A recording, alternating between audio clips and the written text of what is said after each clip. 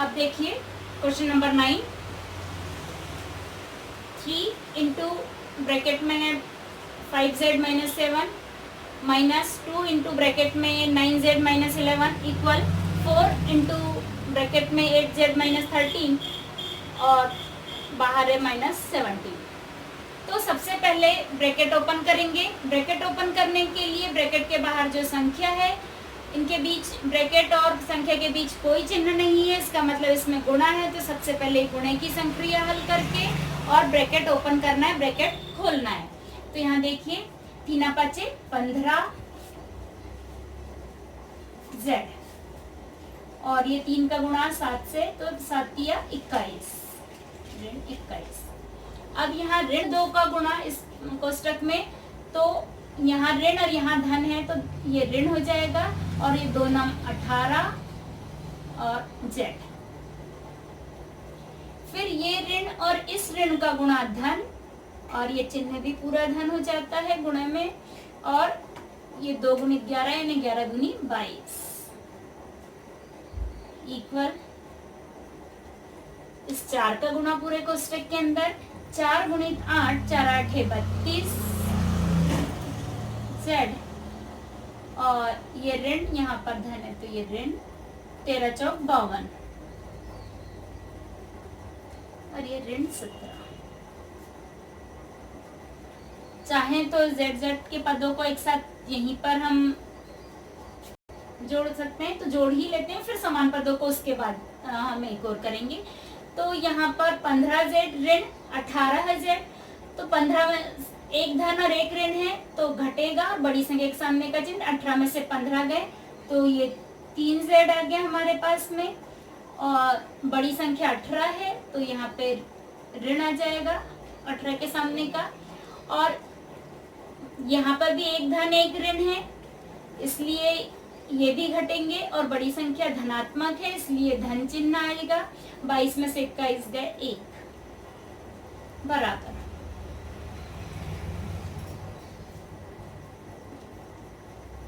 ये 32z, यहाँ z वाली कोई संख्या नहीं है तो इसको हम जैसा कि वैसा ही 32z लिख लेंगे, और ये ऋण और ऋण वाली संख्या जुड़ती है और बड़ी संख्या के सामने का चिन्ह, तो यहाँ पे जोड़ बड़ी संख्या 52, उसके सामने ऋण ही है।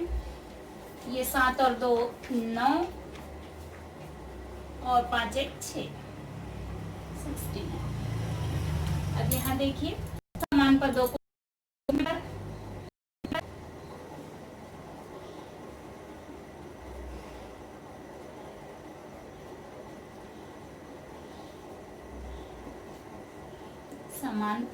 को एक और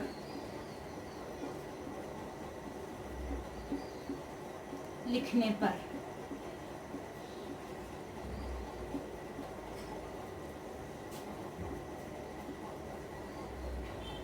यहाँ पे ऋण 3z इधर का इधर ही है, यहाँ पे ऋणात्मक ही रहेगा। 32z भी ऋण में होगा क्योंकि वहां धन में है इसलिए ऋण 32z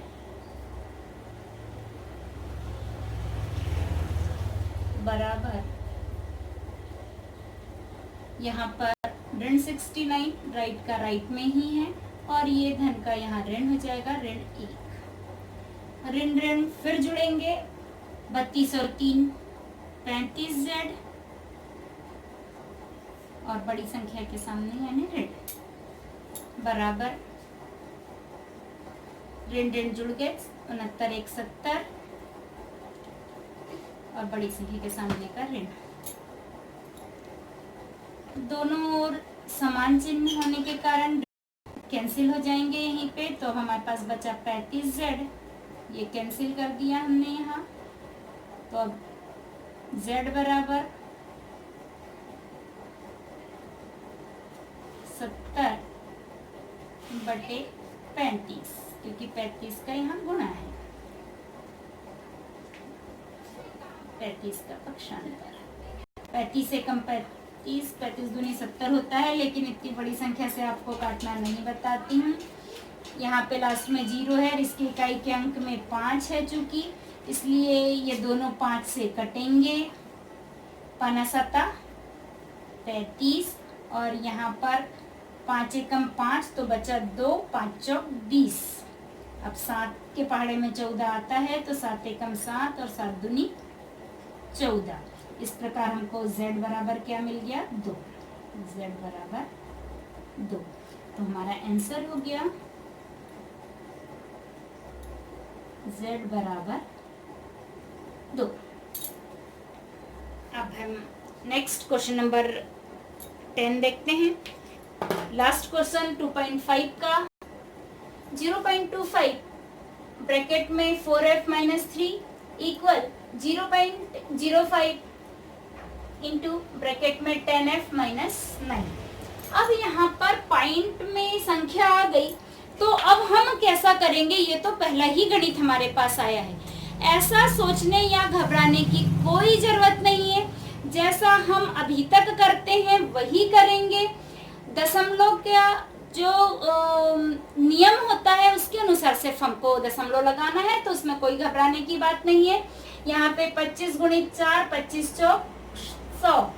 ठीक है, अभी देखो मैंने दशमलव को भूल गई। क्या किया? दशमलव को हम भूल गए और क्या किया? 25 का गुणा यहाँ अंदर किया तो 25 चौक 100f आ गया। ठीक है, लेकिन दशमलव को भूले 2 मिनट के लिए भूलना है, अब वापस याद करना है, नहीं तो हमारा गणित गलत हो जाएगा। अब दशमलव 4 के पहले तो है ही नहीं, केवल यहाँ पे इसके सामने 25 के सामने, यानी कितने अंक है दशमलव के बाद? कुल 1, 2।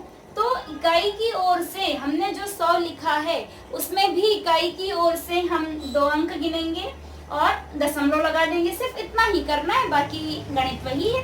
तो 1, 2, अब ये 1.00 हो गया, यानी 1f। परंतु मैं यहाँ पर इजी वे में बताने के लिए आपको पूरा स्टेप बाय स्टेप बता रही हूँ, क्योंकि मैं डायरेक्ट अकेला f लिख दूंगी तो आपके समझ में नहीं आ पाएगा कि मैंने f कहाँ से लाया।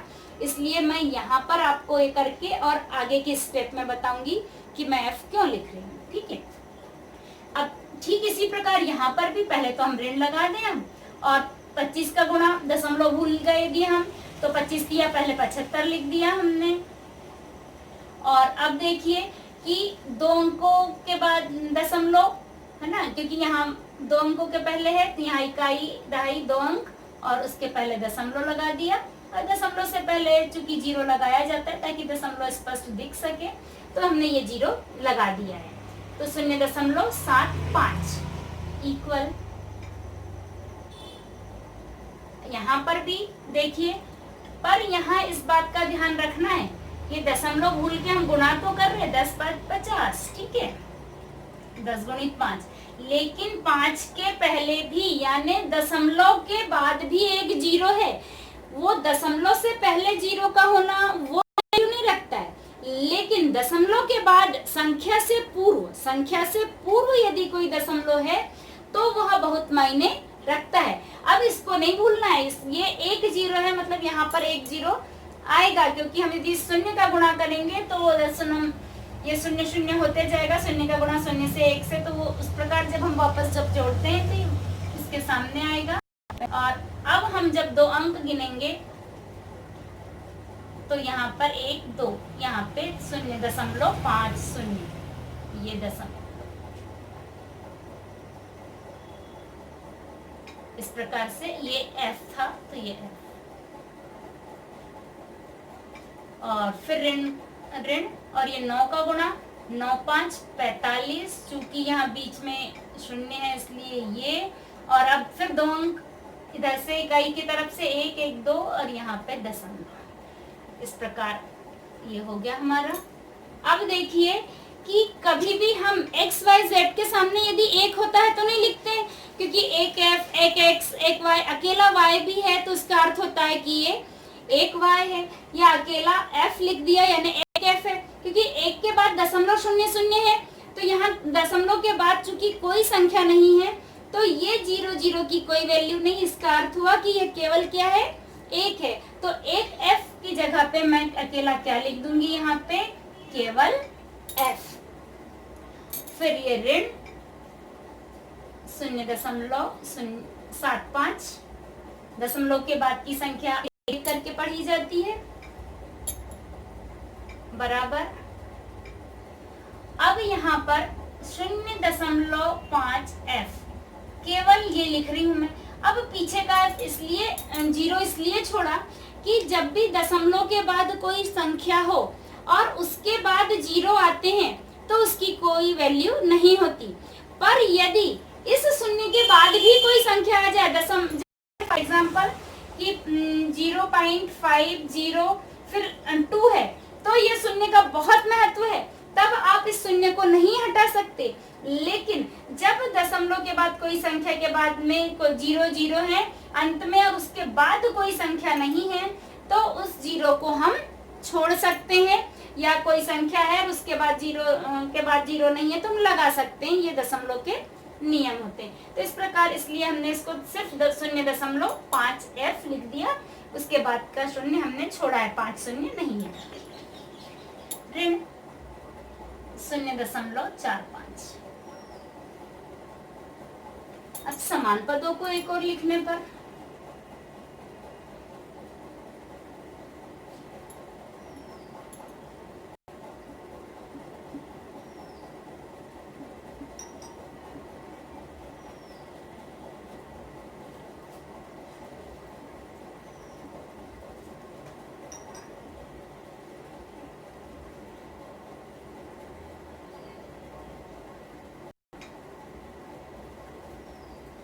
यहाँ पर f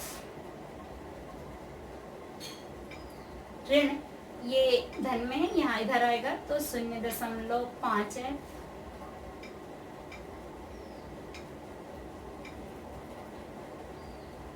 बराबर, ये यहाँ ऋण का ऋण आएगा, ऋण 0.45, ये ऋण में है तो धन आ जाएगा, धन 0.75। इस प्रकार से। अब यहाँ देखिए, यहाँ पे f अकेला है, उसमें से हमको 0.5f हटाना है। तो मैंने क्या कहा था, अकेला f या अकेला xyz रहता है तब उसके सामने क्या रहता है, उसका अर्थ होता है एक f। तो ये एक f है, तो यहाँ एक f में से 0.5 घटाना है।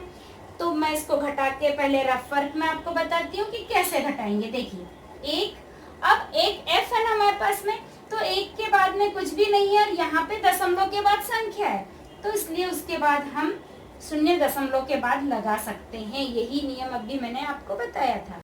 और फिर 0.5, यहाँ पर इसका ये ध्यान रखना जरूरी है, जोड़ने घटाने के समय दशमलव के नीचे दशमलव आना चाहिए। अब हम इसको घटा देंगे, तो यहाँ देखिए, यहाँ 0 में से 5 नहीं जाता, एक इधर से उधार लिया, 10 में से 5 गया 5। अब यहाँ कुछ नहीं बचा, 0 में से 0, ये दशमलव का पहले दशमलव उतारा और ये 0, तो यहाँ हमारे पास क्या आया 0.5f, यहाँ पर 0.5 और ये f था चूंकि, तो f ठीक है। इसलिए कोई घबराना नहीं कि दशमलव वाली संख्या, ये इस प्रकार से बहुत इजी हो जाता है, कोई दिक्कत नहीं है, ठीक है। इक्वल, अब इसको भी देखिए, यहाँ पर 0.75 मैंने कहा था दशमलव के नीचे दशमलव आना जरूरी है। यहाँ पे दशमलव के बाद 2 अंक बराबर हैं दोनों, इसलिए कोई दिक्कत नहीं। यहाँ पर 0.45, ये घटाएंगे, 5 में से 5 गया 0, 7 में से 4 गया 3, दशमलव के नीचे दशमलव 0, तो 0.30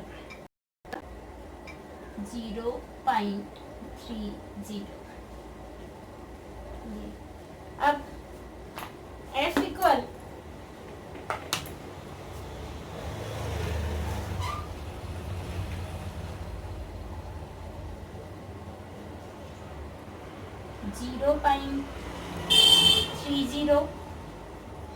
अपॉन यहाँ पे 0.5, इसका पक्षांतर किया किसका, 0.5 का।